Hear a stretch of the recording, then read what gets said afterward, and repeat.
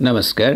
माध्यमिक शिक्षा परीक्षा अर्थात् एसई को अनिवार्य नेपाली विषयमा सोधिने प्रश्नपत्रको एउटा नमुना लिएर म तपाईहरु समक्ष आएको छु। आज हामी सँगसँगै मिलेर सँगसँगै बसेर यो प्रश्नपत्र समाधान गर्नेछौँ। यस क्रममा म तपाईहरुलाई परीक्षामा विद्यार्थीहरूले के कस्ता काम गर्नुपर्छ, के कस्ता गल्तीहरू गर्नु हुँदैन, त्यहाँ ध्यान दिनुपर्ने कुराहरू के हुन् त्यसबारेमा विशेष जानकारी दिनेछु। अनि मैले यो प्रश्नपत्र तयार गर्ने क्रममा कक्षा 9 र 10 को सिलेबस तथा ग्रेडलाई आधार मानेको छु। त्यसो हुनाले यो प्रश्नपत्र कक्षा 9 को कक्षा 10 को एसई परीक्षाको अनिवार्य नेपालीमा जुन मोडलमा क्वेशन्सहरू आउँछन्, जुन किसिमको नमुना प्रश्नपत्र हुन्छ त्यसै अनुसार मैले बनाएको छु। म यो प्रश्नको समाधान गर्ने क्रममा यससँग सम्बन्धित पाठका बारेमा केही जानकारी तपाईहरुलाई दिनेछु। म त्यति गहिराईसम्म पुगेर सबै कुरा त भन्न नभ्याउला, तर म तपाईलाई त्यो पाठसँग सम्बन्धित मुख्य कुराहरू भने अवश्य भन्नेछु। अब हामी क्रमैले प्रश्न नम्बर 1 बाट नै एक गरेर यसको उत्तर पनि लेख्दै जाउँ। प्रश्न नम्बर 1 मा शब्दार्थ सोधिन्छ अनि शब्दार्थ सोध्नका लागि 4 वटा शब्दहरू दिएर त्यसको अर्थ जोडा मिलाउनु पर्ने हुन्छ। ती 4 वटा शब्दहरूमा पनि तपाईले देख्न सक्नुहुन्छ त्यहाँ उदात्त, समन जस्ता शब्दहरू तत्सम शब्द सोधिएका छन्। 2 वटा तत्सम शब्द सोधिन्छ। त्यो तत्सम शब्द भनेको चाहिँ के हो भने संस्कृत भाषाबाट नेपाली भाषामा जस्ताको तस्तै आएको शब्द। नेपाली भाषा संस्कृत भाषाबाट बनेको अनि संस्कृत भाषामा प्रयोग हुने शब्दहरू नेपाली भाषामा पनि जस्ताको तस्तै आएका छन्। केही शब्द फेरिएर आएका छन्, केही शब्द अन्यत्रबाट आएका छन्, केही शब्द चाहिँ संस्कृतबाट जस्ताको तस्तै आएका छन्। संस्कृतबाट जस्ताको तस्तै आएका शब्दहरूलाई हामी तत्सम शब्द भन्छौँ। जस्तै मन्दिर, वायु, नयन, शिशु, शासन, पञ्चमी, काण्ड लगायतका शब्दहरू ती तत्सम शब्दहरू जस्ताको तस्तै आएका छन्। तपाईको पुस्तकभित्रबाट नै 2 वटा तत्सम शब्दहरू तपाईलाई सोधिन्छ। अनि यहाँ सोधियो उदात्त र समन शब्द। अनि त्यो अर्को 8 शब्द देख्नुहुन्छ तपाईले, यो तद्भव शब्द हो। तद्भव भनेको चाहिँ कस्तो भन्दाखेरि संस्कृतबाट नै आएको हो, तर केही हेरफेर चाहिँ यसमा भएको छ। जस्तै कि अन्त्रबाट आँत शब्द बन्यो, पलालबाट पराल शब्द बन्छ, पञ्चबाट 5 शब्द बन्छ, हस्तबाट हात बन्छ, मत्स्यबाट माछो बन्छ। यसरी संस्कृतबाट नै आएका तर केही हेरफेर भएर आएका शब्दलाई हामी तद्भव भन्छौँ। एउटा तद्भव शब्द तपाईलाई सोधिन्छ। अनि अर्को छ लबेदा भनेर यहाँ सोधिएको छ। यो चाहिँ आगन्तुक शब्द हो।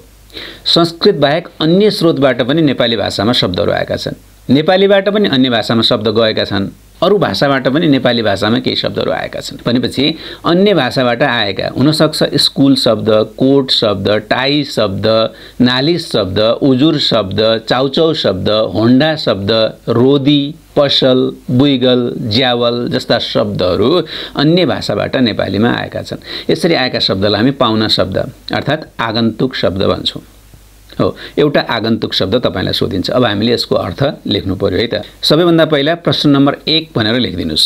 प्रश्न नम्बर चाहिँ लेख्न छुटाउनु भएन। प्रश्न नम्बर लेख्न छुट्यो भने नम्बर हराउन सक्छ। त्यसकारणले तपाईले प्रश्न नम्बर अनिवार्य रूपमा लेख्नु होला। यहाँ प्रश्न नम्बर 1 भनेर लेख्नुस्, त्यसको पछाडि शब्दार्थ भनेर लेखिदिँदा राम्रो। उत्तर भनेर पनि लेख्न सकिन्छ। अब यहाँ उदात्तको अर्थ लेख्नु पर्यो। उदात्तको अर्थ तपाईले अब त्यताबाट 5 वटा अर्थमध्येबाट छान्नु पर्यो। त्यहाँ 5 वटा दिएको छ अर्थ चाहिँ। एउटा चाहिँ एक्स्ट्रा आउँछ जहिले पनि। प्रतिशोध होइन, मैलपोस दौरा होइन, महान उदार हो। उदात्तको अर्थ महान वा उदार हो। यसलाई लेखिदिनुस्। अनि अर्को शब्द छ समन शब्द। समनको अर्थ प्रतिशोध होइन, मैलपोस दौरा होइन, महान उदार लेखिसक्यौँ। अन्तकरण होइन, शान्त पार्ने काम हो। समनको अर्थ शान्त पार्ने काम। अब अर्को छ आँत शब्द।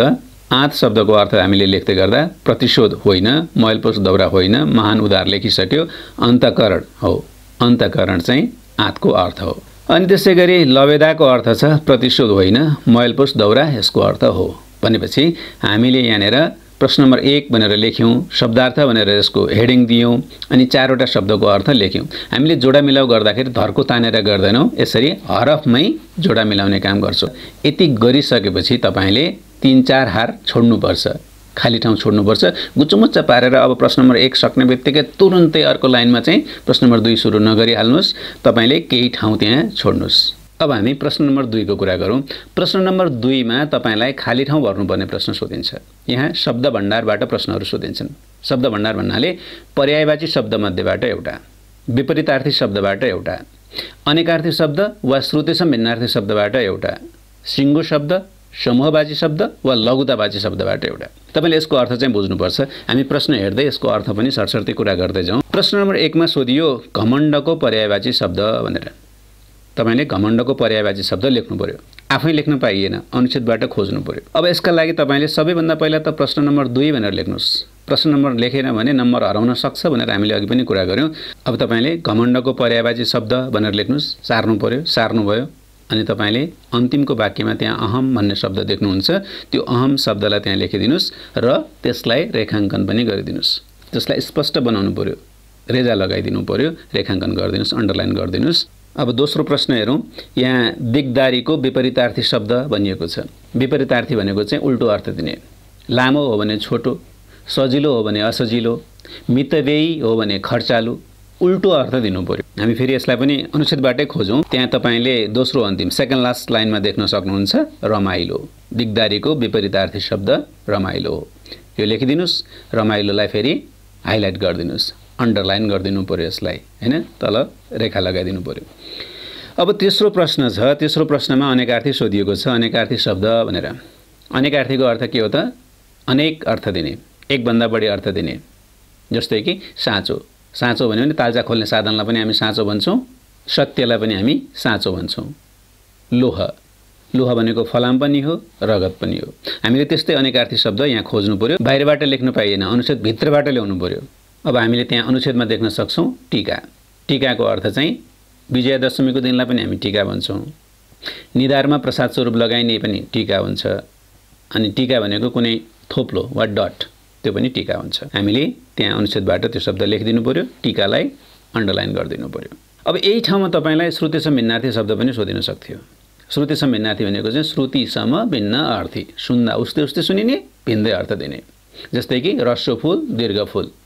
रस्सो फूल भनेको अण्डा, दीर्घ फूल भनेको बगैँचामा फुल्ने कुसुम। दिन, दिन, रस्सो दीर्घ। रस्सो दिन भनेको दिउँसो, दीर्घ दिन भनेको दुखी गरिब। तोप, टोप। तोप भनेको हतियार भयो, टोप भनेको टाउको पहिरन भयो। यसरी उस्तै सुनिने, भिन्दै अर्थ दिने शब्दहरू श्रुति सम भिन्नार्थी हुन्छन् भन्ने चाहिँ हामीले बुझिराख्नु पर्यो। अब चौथो प्रश्नमा तपाईलाई यहाँ के सोधियो त भन्दाखेरि एकै स्थानमा बसोबास गर्ने मानिसहरूको समूह बुझाउने शब्द भनेर सोधियो। समूहवाची शब्द सोधियो। समूहवाची शब्द भनेको चाहिँ फोहोरको ढङ्गुर हुन सक्छ, केराको घरी हुन सक्छ, किताबको चाङ हुन सक्छ, हैन, कुनै कुराको ठुलो समूह बताउने। एकै ठाउँमा बसोबास गर्ने मानिसहरूको समूह भनेर सोधियो। त्यो समूहलाई अनुच्छेदबाट शब्द खोजौँ, समाज भन्छौँ। हो, समाज शब्दलाई फेरि तपाईले यहाँनिर रेखाङ्कन गरिदिनुस्। अब यही ठाउँमा तपाईलाई सिङ्गो शब्द पनि सोधिन सक्थ्यो। सिङ्गो शब्द भनेको सार शब्द, अथवा त्यसलाई हामी अर्को शब्दमा एकल शब्द पनि भन्न सक्छौँ। त्यो भनेको चाहिँ के भने धेरैवटा शब्दहरूले मिलेर दिने अर्थ एउटै शब्दले दिन सक्छ भने त्यसलाई हामी सिङ्गो शब्द भन्छौँ। जस्तै आधा काँचो आधा पाकेको भन्ने शब्दको त्यो धेरैवटा शब्दको अर्थ अधकच्चो भन्ने शब्दले दिन सक्छ। अधकच्चो चाहिँ सिङ्गो शब्द भयो, हैन। अनि उत्पादन भइसकेपछि आधा आधा बाँड्ने गरी कमाइएको भन्यो भने अधिया भन्छन् त्यसलाई। त्यो अधिया भनेको चाहिँ एकल शब्द अथवा सार शब्द, सिङ्गो शब्द हो। त्यो पनि तपाईलाई परीक्षामा सोध्न सक्छ, त्यो पनि सम्झिराख्नु पर्यो। अनि अर्को छ लघुतावाची शब्द। लघुतावाची शब्द भनेको चाहिँ के हो त भन्दाखेरि सानो एकाइ बुझाउने, सानो रूप, सानो युनिट बुझाउनेलाई लघुतावाची भन्छन्। जस्तै पानीको भयो भने थोपो हुन्छ, केराको भयो भने कोसो हुन्छ, परालको भन्यो भने त्यान्द्रो हुन्छ, धुलोको भन्यो भने कण हुन्छ। कुनै एउटा सानो, सबैभन्दा सानो एकाइलाई जसले बुझाउँछ त्यो शब्दलाई हामी लघुतावाची शब्द भन्छौँ। त्यो शब्द पनि तपाईलाई सोध्न सकिन्छ। यसरी प्रश्न नम्बर 2 मा कस्ता कस्ता प्रश्न आउँछन् भनेर तपाईले थाहा पाइराख्नु पर्यो। अब हामी प्रश्न नम्बर 3 का बारे कुरा गरौँ। प्रश्न नम्बर 3 मा पनि तपाईलाई एउटा अनुच्छेद दिएको हुन्छ अनि तपाईले त्यो अनुच्छेदबाट उखान वा टुक्का मध्ये एउटा, अनुकरणात्मक शब्द वा प्राविधिक शब्द मध्ये एउटा छान्नुपर्ने हुन्छ अनि त्यसलाई वाक्यमा प्रयोग पनि गर्नुपर्ने हुन्छ। त यहाँ एउटा अनुच्छेद दिएको छ, एउटा उखान र एउटा पारिभाषिक शब्द पहिचान गरी भनेको छ। यसपटक यहाँ टुक्का सोधिएन, उखान सोधियो, अनुकरणात्मक शब्द सोधिएन, पारिभाषिक शब्द सोधियो। उखान भनेको चाहिँ वाक्य जस्तै आकार प्रकार भएको विशिष्ट अर्थ, खास अर्थ दिने लोकोक्ति अर्थात् पहिलेदेखि चलिआएको भनाइ।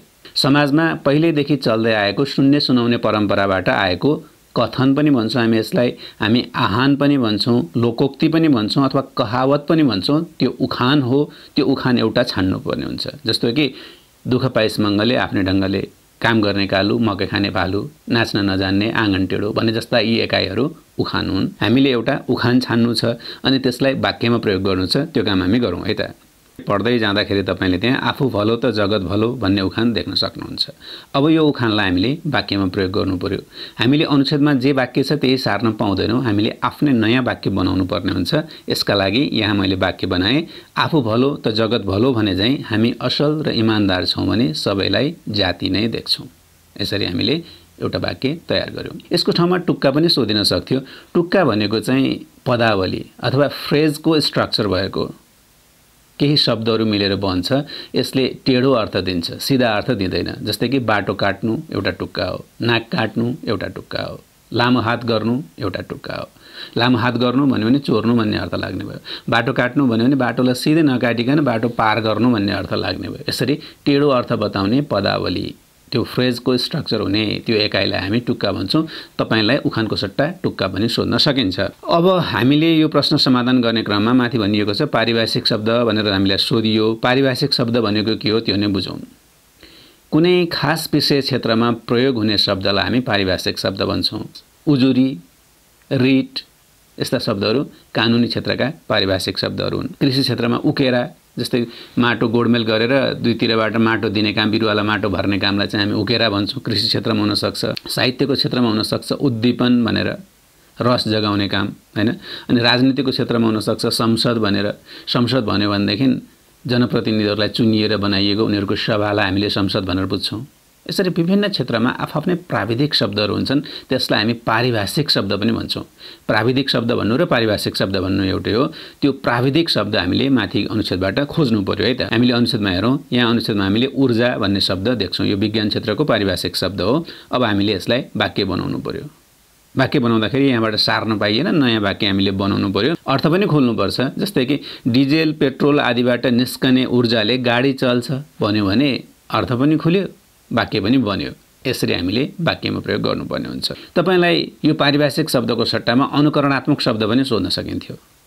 अनुकरणात्मक शब्द भनेको चाहिँ अनुकरण वा नक्कल बुझाउने शब्दलाई हामी अनुकरणात्मक शब्द भन्छौँ। अनुकरणात्मक शब्दले कुनै कामको, अवस्थाको आदिको बारेमा नक्कल बुझाउँछ। जस्तै कि ढकमक्क, बगैँचामा ढकमक्क फुलहरू फुलेका छन्, ढकमक्क अनुकरणात्मक शब्द भयो। ढकमक्क, थचक्क, ठुस्स, लखर लखर यस्ता शब्दहरू अनुकरणात्मक हुन्छन् भनेर पनि हामीले सम्झिराखौँ।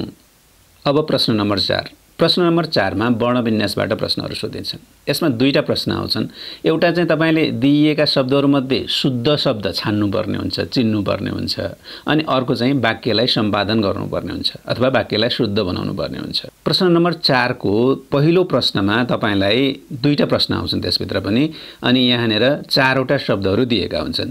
ती 4 वटा शब्दमा तपाईलाई ब र वबाट, मोटो स, पेट चिरेको स र पातलो सबाट, अनि पञ्चम वर्णबाट, अनि त्यसैगरी र को रूप चिन्ने काम पनि तपाईले गर्नुपर्ने हुन्छ। र को रूप भनेको चाहिँ कस्तो भने र लेख्ने बेलामा हामीले फरक फरक किसिमबाट फरक फरक लिपिमा यसको लेखाइ गर्छौं।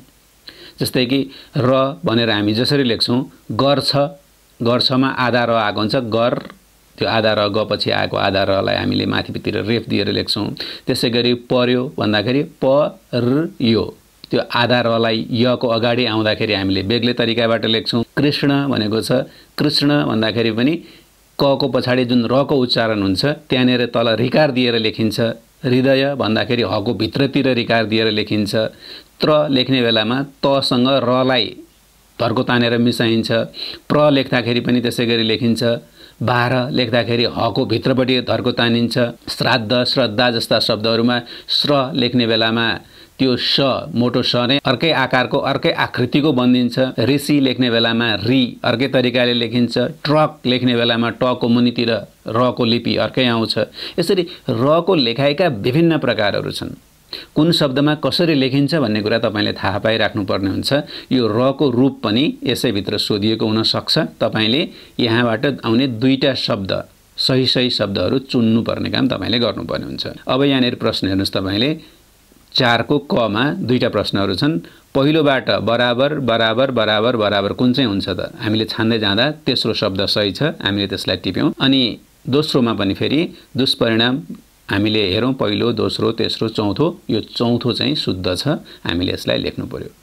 भनेपछि हामीले शुद्ध शब्द मात्रै लेखिदिएर यसको उत्तर पूरा गर्न सक्छौं। अब प्रश्न नम्बर 4 कै दोस्रो प्रश्न। प्रश्न नम्बर 4 को दोस्रो प्रश्नमा वाक्यलाई शुद्ध गर्नुपर्ने हुन्छ। यो वाक्य हेरौं। यो वाक्यलाई शुद्ध गर्नुपर्ने त छ, तर हामीले एउटा तरिका थाहा पायौं भने शुद्ध गर्न हामीलाई सजिलो हुन्छ। हामीले यहाँनेर एउटा ह्रस्व सम्बन्धी गल्ती, एउटा दीर्घ सम्बन्धी गल्ती, एउटा लेख्य चिन्ह भनेको पूर्णविराम, प्रश्नवाचक चिन्ह, अल्पविराम, उद्धरण चिन्ह लगायत कुनै जम्मा 4 वटा गल्ती मात्रै हुन्छ। यी 3टा पछि एउटा गल्ती चाहिँ के सम्बन्धी पदयोग वा पदवियोग, डी को जोड्ने कि छुट्याउने, चन्द्रबिन्दु वा शिरबिन्दु, चन्द्रबिन्दु राख्ने कि शिरबिन्दु राख्ने, अनि य र ए, क्ष र क्ष, ज्ञ र ज्ञ, यो सम्बन्धी गल्ती गरेर एउटा है। चौथो एउटा गल्ती चाहिँ धेरै क्षेत्रबाट सोधिन सक्छ। एउटा ह्रस्व, एउटा दीर्घ, एउटा चिन्ह, एउटा अन्य। अब हामी प्रश्नपत्र हेरेर त्यहाँ भएका गल्तीहरूलाई पहिला चिन्ह लगाऊं अनि समाधान गरौँला। यहाँ चिउरा शब्दको पछाडि अल्पविराम अर्थात् कमा चिन्ह छुटेको छ। अनि त्यसैगरी दही शब्द ह्रस्व हुँदैन, दीर्घ हुन्छ। अनि गरी शब्द दीर्घ हुन्छ, ह्रस्व हुँदैन। किनभने गरेर, लेखेर, पढेर जस्ता शब्दलाई गरी, लेखी, पढी बनाउँदाखेरि हामीले दीर्घ गर्नुपर्छ, त्यो गरी दीर्घ लेखिन्छ। अनि त्यस्तै गरी त्यहाँ भएर आयो भनेको छ, भएर होइन, क्रियामा य को उच्चारण छ भने य नै लेखिन्छ, ए को उच्चारण छ भने ए नै लेखिन्छ। भएर आयो, त्यसैले त्यहाँ ए हुनुपर्छ, त्यसलाई पनि हामी सच्याउने छौं। अब यसलाई सारिदिउँ, शुद्ध बनाएर यो वाक्य पूरा भयो। यसरी प्रश्न नम्बर 4 लाई हामी समाधान गर्न सक्छौं। अब प्रश्न नम्बर 5 मा तपाईलाई पद वर्गबाट अथवा शब्द वर्गबाट प्रश्न सोधिन्छन्। पद वर्ग वा शब्द वर्ग भनेको चाहिँ वाक्यमा आएको कुनै पनि पदले कस्तो व्याकरणिक काम गर्छ त्यो भनेर सोध्ने हो। अब यहाँनेर पनि तपाईले एउटा चलाखी गर्न सक्नुहुन्छ। जस्तो कि नाम एउटा आउँछ, सर्वनाम एउटा आउँछ, विशेषण एउटा आउँछ, क्रिया एउटा आउँछ, 4 वटा भए। अब 2टा चाहिँ अव्ययबाट सोधिन्छ। अव्ययभित्र के पर्छन् त? नामयोगी, क्रियायोगी, संयोजक, विस्मयादिबोधक र निपात हो। यी 5 मध्ये कुनै 2टाबाट तपाईलाई 2टा शब्दहरू आएका हुन्छन् भनेपछि जम्मा 6 वटा शब्दहरू आउने भए। अब यो बुझ्नको लागि पनि यसै च्यानलमा भएको पदवर्ग सम्बन्धी भिडियो हेर्नु होला। त्यसमा एकदमै डिटेलमा सबै कुरा भनिएको छ। त्यो भिडियो बढी लोकप्रिय पनि छ, तपाईले हेरेर सहयोग लिन सक्नुहुन्छ। अब हामी अहिले यो प्रश्नको समाधान गरौँ। यस शीतोष्ण बागवानी केन्द्रले, बागवानी केन्द्रलाई चाहिँ यस भनेर चिनाउन आएको छ, यो विशेषण भयो। पनि विगत लामो समयदेखि भनेर भनेको छ। पनि कि संयोजक हुन्छ कि क्रियायोगी हुन्छ। यहाँ संयोजक भएर यसले कसैलाई जोडिराखेको छैन, त्यसैले यो क्रियायोगी भयो। यस क्षेत्रका कृषक दाजुभाइ तथा दिदीबहिनीहरूका लागि, दाजुभाइ र दिदीबहिनी यसलाई जोड्नका लागि तथा आयो, यो तथा जोड्नका लागि आएकाले संयोजक भयो। संयोजकले वाक्य वा शब्दलाई जोड्ने भयो। अनि कृषि सामग्रीको बिक्री वितरण गर्दै आइरहेको छ। के गर्दै आइरहेको छ? बिक्री वितरण। यसरी के को उत्तरमा आउने, को के कहाँ, यसको उत्तरमा आउने शब्द तोकेर आयो भने नाम, नतोक्यो भने सर्वनाम, बिक्री भन्ने शब्द चाहिँ नाम। अनि आइरहेको छ भनेको छ, गर्दै आइरहेको छ भनेपछि यसले अपूर्ण वर्तमान काललाई जनायो। काल बताउने र काम बताउने। त्यो काम गरेपछि आइरहेको पनि क्रिया, छ पनि क्रिया, हामीले सोधेको आइरहेको क्रिया। यसलाई सबैले मन पराएका छन्। यसलाई, यहाँ फेरि यस शब्द दोहोरिएर आयो। यसमा चाहिँ के त भन्दाखेरि यसलाई भनेर यसले आफै चाहिँ नि एउटा कारकको रूपमा काम गर्यो। एउटा कारकको रूपमा काम गरेकोले, आफैले काम गरेकोले नामलाई सहयोग गर्न आएको होइन, त्यसकारणले यो सर्वनाम। यसरी हामीले 5 नम्बरको प्रश्नलाई पनि समाधान गर्न सक्छौं। प्रश्न नम्बर लेख्ने काम चाहिँ छुटाउनु भएन है। प्रश्न नम्बर भनेर चाहिँ हरेक ठाउँमा लेख्दै आउनु पर्यो। अनि हरेक प्रश्न समाधान गरिसकेपछि 3-4 हार छोड्दै छोड्दै छोड्दै जानु पर्यो। गुजुमुच्च नपारिकन, खचाखच नपारिकन हामीले स्पष्टसँग सफा तरिकाबाट जाँचमा लेख्दै अघि बढ्नुपर्छ। यो भिडियोमा हामीले प्रश्न नम्बर 1 देखि 5 सम्मका प्रश्नहरूलाई कसरी समाधान गर्ने भन्ने बारेमा छलफल गर्यौं।